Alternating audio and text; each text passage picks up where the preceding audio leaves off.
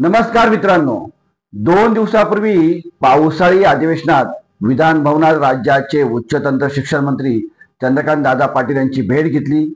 या भेटीमध्ये मी महाराष्ट्रातील सर्व विद्यापीठे व महाविद्यालयामध्ये लिंगढो समितीच्या शिफारशीनुसार विद्यार्थी निवडणुका तात्काळ सुरू कराव्यात अशी ठोस मागणी केली।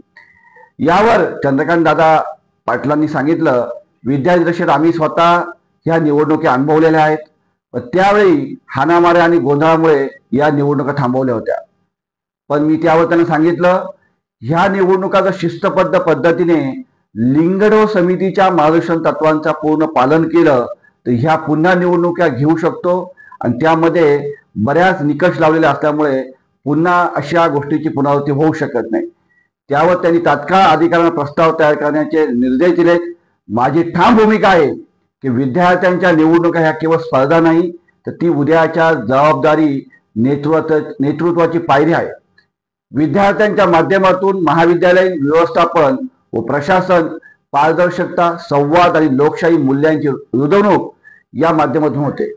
लिंगढो समितीचे शिस्तबद्ध नियम हे सगळ्या प्रक्रियेचा योग्य दिशा देतात।